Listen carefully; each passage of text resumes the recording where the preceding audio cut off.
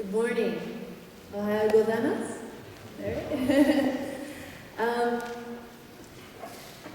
As a Chinese Canadian, this is an interesting time for me to be here in Japan. I'm here to talk about my understanding of the Nanjing Massacre, an event that involves the country of my origin and the country that I'm here visiting for the first time today. Thank you so much for inviting me. My journey that brings me to this moment here began in Edmonton, Canada. It's a city where it snows 8 months of the year and where 80% of the population are of European descent. Growing up in a city where I didn't look like many of the people around me, I constantly questioned my cultural identity. My parents tried to help me with that. So in elementary school, I learned Mandarin through a Mandarin bilingual program that my parents helped to co-found. That's me in the pink shirt. And all my classmates were Chinese. In junior high school, I was integrated into a regular public school with kids of all ethnicities. And at that point, I wanted an afro and decided to perm my hair to look like a hip-hop artist named Kid and Play. In my last year of high school, I was very excited to see an Asian American author on the cover of the magazine. She'd written a book about the Nanjing Massacre of World War II. And I was very excited because I didn't see many women who looked like me in the media. And I saved the issue of this magazine as a reminder to go out and buy the book one day. Now, years would pass before I would fulfill that promise.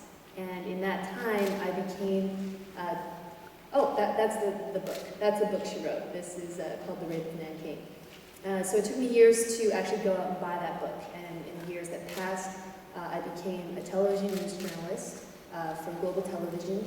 And I wrote hip-hop and youth culture and entertainment and fashion articles for newspapers across Canada. I also expanded into acting when I joined the cast of an Emmy Award-winning miniseries that touched on Asian American historical issues. And it was through filming this project that I remembered Iris Cheng's book, The Rape of Nanking. So I finally decided that it was time to go out and buy that book. And what I learned about the Nanking Holocaust shocked and horrified me. Now, I'm not here today as a historical expert. I'm a kid from Edmonton, Canada, who is here to express my understanding of Nanking with you today. I'm a Chinese Canadian who is born into the modern world, looking back at an event of violence, an act of violence that still resonates in both our communities today. So here is what I understand of Nanking. On December 13th, 1937, the Japanese Imperial Army invaded Nanking and began a 6-week orgy of violence that killed 300,000 Chinese citizens. One historian has estimated that if all the bodies of the victims were stacked on top of each other, their bodies would reach the height and be as tall as a 74-story building. I think what shocked and horrified me the most was the manner in which these people were tortured. Up to 80,000 females were raped, including young children and grandmothers.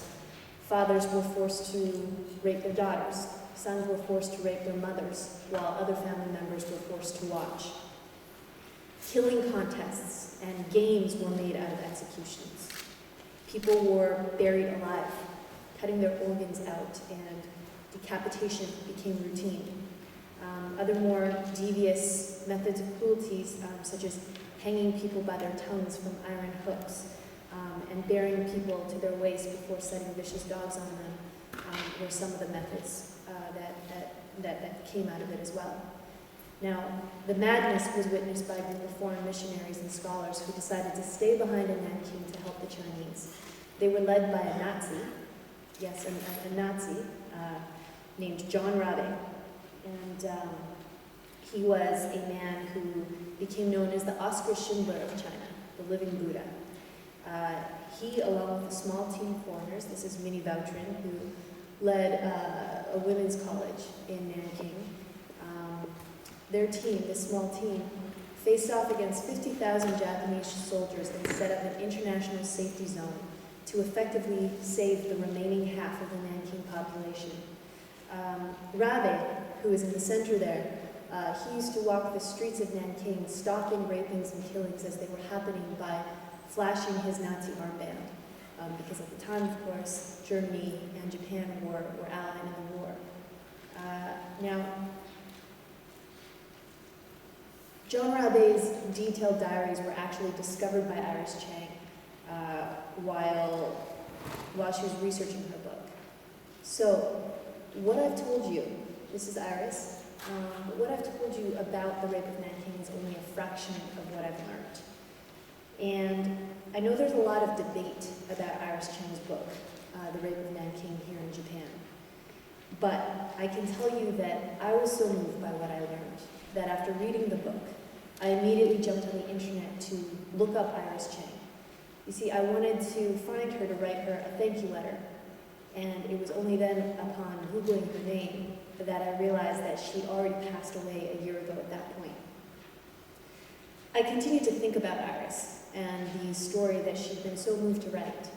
You see, Iris's own grandparents had escaped the horror of Nanking, but not before witnessing everything that their granddaughter would later document as a journalist. Out of my own curiosity, I started to get in touch with Iris's friends, Iris's family, Iris's colleagues, just to do my own research. And within a year, I was surprised to hear about a feature film docudrama called Iris Cheng, The Rape of Nanking. It was a feature-length documentary that was being developed in Canada in partnership with people in the US and China. And I wrote a letter to the director expressing my interest in the story and telling him about the research I had done, and I was cast in the project to play Iris Cheng in the docudrama. So a few months later, I found myself standing in the city of Nanking, a city that I had only read about through a book written by a woman that I was now playing. So, you see, the Nanjing Massacre, although it's an event that happened over 70 years ago, it's still an event that people around the world talk about. Now, when I was invited to come to Japan, I thought long and hard about accepting. I wondered how I would be received, and I wondered what message I would be sending by coming here, especially at such a politically sensitive time between China and Japan. But I finally decided to come, not to side with one culture and point fingers at another culture just because I'm Chinese. In fact, I recognize that China has its own record of human rights violations against its own people and the people of other nations. So why am I here? I'm here because I want to stand for a world of nonviolence and peace. And I don't know if a world of nonviolence and peace is, oh, that's me, playing Iris Cheng.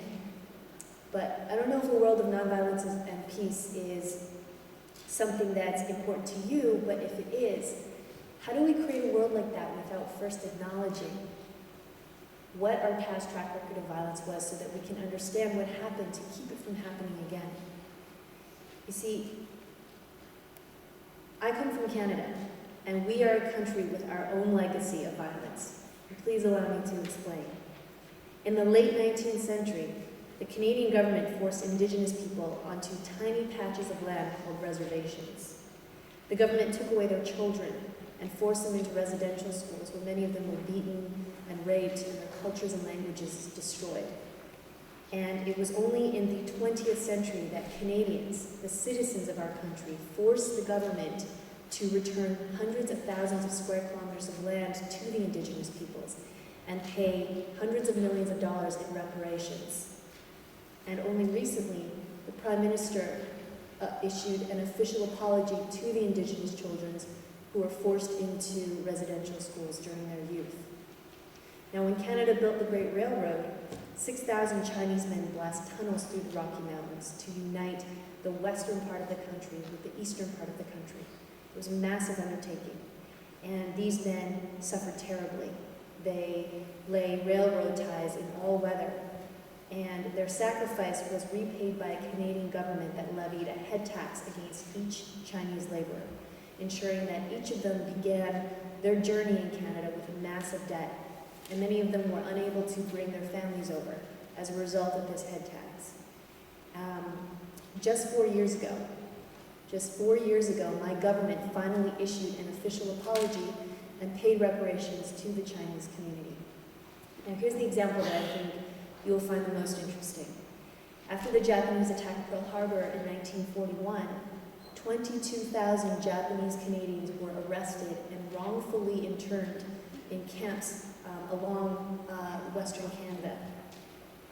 Many of these Japanese were fourth generation and had never even been in Japan. The government seized their businesses, their fishing boats, their homes, and only in 1988 did Prime Minister Brian Mulroney offer an official apology and pay a multi-million-dollar compensation package to survivors. And that's him signing the historic agreement there. So, if you applaud the strength and humility it takes anyone to confront their past, then wouldn't it be an amazing example to the world if the young Japanese of this country ask questions about events like the Nanjing Massacre, ask questions of the world around them. Not to blame for past decisions, but to promote peace and reconciliation right now.